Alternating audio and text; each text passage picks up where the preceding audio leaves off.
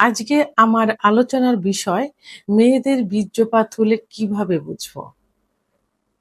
অনেক পুরুষ কমেন্ট করে থাকেন, অনেক স্বামী কমেন্ট করে থাকেন যে তার স্ত্রীর বীর্যপাত হয় আমরা কি করে বুঝবো? মেয়েদের বীর্যপাত এটাকে কি বলে? এটাকে ফিমেল ইজাকুলেশন বলে। অর্থাৎ এটা মেডিকেলের ভাষায় ফিমেল ইজাকুলেশন। যৌন উত্তেজনার সময় যোনির ভিতরে যে যোনির ভিতরে থাকা যে স্কিন থাকে সেই স্কিন গ্রন্থি থেকে তরল রস বের হয়ে আসা, এটাই হলো বীর্যপাত। এই বীর্যপাতের যে মহিলাদের যে বীর্যপাত, এই বীর্যপাতের কালারটা অনেক সময় কিন্তু স্বচ্ছ হয়ে থাকে, প্রসাব মিশ্রিতর মতো হয়ে থাকে, প্রসাবের মতো হয়ে থাকে। আবার অনেক সময় কিন্তু দুধের মতো সাদা হতে পারে। মহিলাদের যে বীর্যপাতটা হয়ে থাকে সেটা কালারটা দুধের মতো সাদা হয়, অনেক সময় প্রসাবের মতো কিন্তু হয়। তাহলে আমরা কিভাবে বুঝবো যে মহিলাদের বীর্যপাত হয়েছে? তো বুঝার কিছু উপায় আছে। উপায়টা হলো যে হঠাৎ করে দেখা যাবে যে যোনিপথের ভিতর থেকে তরল আ রস নিঃসরণ হচ্ছে। এই রসটা অনেকটা দেখা যায় যে দুধের মতো সাদা। ঘন যে দুধ থাকে দুধের মতো সাদা। আবার অনেকটা দেখা যায় যে প্রসাবের মতো স্বচ্ছ। অনেক সময় ছিটকে যেয়ে কিন্তু এটা পড়ে। অর্থাৎ প্রসাব যেভাবে হয় এভাবে ছিটকে যেয়েও কিন্তু অনেক সময় পড়তে পারে। আ এবং পরিমাণে কমও হতে পারে, বেশিও হতে পারে। গন্ধ এবং আ রং এর গন্ধ কিন্তু সেভাবে থাকে না। অর্থাৎ প্রসাবের মতো ঝাঁঝালো কোনো গন্ধ থাকে না। আ এর কালারটা দুধের মতো বা স্বচ্ছ। দুধের মতো হয় আবার অনেক সময় স্বচ্ছও হয়। আর এর অনুভূতিটা কিরকম হয়? অর্গাজমের সময় বোঝা যায় যে মেয়েদের যখন বীর্যপাত হবে তখন বোঝা যায় যে এরা চরম সুখ অনুভব করছে। অর্থাৎ অর্গাজম অর্থাৎ চরম সুখ অনুভব করে। কেউ দেখা যায় যে বেডে একদম নিস্তেজ হয়ে ক্লান্ত হয়ে পড়ে থাকে। আবার কেউ বিভিন্ন অ ভঙ্গি দেখায় তার পার্টনার স্বামীকে জড়িয়ে ধরে। অনেক সময় দেখা যায় যে হাতে, মুখে কিন্তু কামড় মেরে দেয়। আবার অনেক সময় উচ্চ স্বরে কিন্তু উহার শব্দ কিন্তু করতে থাকে। এইগুলো থেকে কনফার্ম হওয়া যায় যে অ্যা তার ওয়াইফের বীর্যপাত হয়েছে।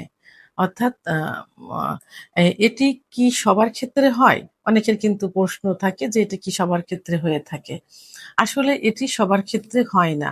শতকরা দেখা যায় যে ১০ থেকে ১৫ জনের মধ্যে এটি হয়ে থাকে। কারণ মহিলাদের সেক্স কিন্তু লুকায়িত থাকে। তাদের সেক্স উত্তেজনা উঠাতে সময় লাগে। কোনো মেয়েদের দেখা যায় যে ১০ থেকে ১৫ মিনিট সময় লাগে, কোনো মেয়েদের ৩০ থেকে ৩৫ মিনিটও সময় লেগে থাকে। তো অনেক স্বামীর পক্ষেই কিন্তু এই সেক্স উত্তেজনা উঠানো বা অর্গাজম বা বীর্যপাত ঘটানো কিন্তু সম্ভব হয় না। কারণ অধিকাংশ পুরুষেরই কিন্তু আম অল্প সময়ের মধ্যে বীর্যপাত হয়ে যায়। তাদের যখন বীর্যপাত হয়ে যায় ঠিক সেই মুহূর্তে দেখা যায় যে তার স্ত্রীর শুরু হচ্ছে। মানে তার ভিতরে অর্গাজম আসছে। কিন্তু এর ভিতরেই তার স্বামীর বীর্যপাত হয়ে যায়। এই ক্ষেত্রে দেখা যায় যে সবারই সব মহিলাদের বীর্যপাত হয় না। মেডিকেল ভাষায় এটা ক্ষতিকর কিনা? না, এটা মেডিকেলের ভাষায় এই বীর্যপাতটা কখনোই ক্ষতিকর না। কারণ এটার গন্ধ, আলাদা রং আম অ এর গন্ধ থাকে না, আলাদা কোনো রং থাকে না।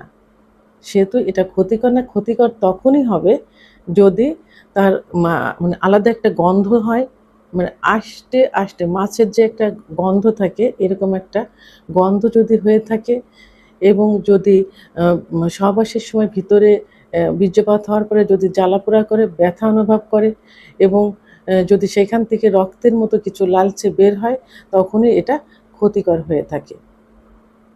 তো আর নরমাল ভাবে এটা ক্ষতিকর নয়। এটা সুখটা বয়ে আনে, স্বামী-স্ত্রীর সম্পর্কটা আরো মজবুত করে, ভালো করে চাহিদাটা স্ত্রীর প্রতি স্বামীর চাহিদাটা বাড়িয়ে দেয়। স্বামীর প্রতি স্ত্রীর চাহিদাটা বাড়িয়ে দেয়।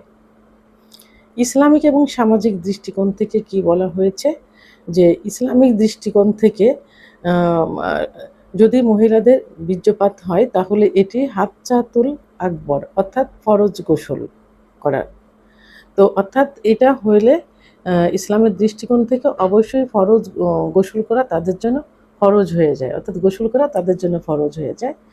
আর সামাজিক দৃষ্টিকোণ থেকে যে স্বামী স্ত্রী সহবাস করার পর যদি তারা গোসল না করে, তাহলে অনেকে কিন্তু তাদেরকে একটু না অনেকটাই খারাপ দৃষ্টিতে দেখেন। কারণ তারা অনেক কিছু সকালে ঘুম থেকে উঠে যে নাপাক মনে হয়, নাপাক মনে করে, বা নাপাকি সেটা হয়। তারা নামাজ পড়তে পারবে না, রোজা রাখতে পারবে না।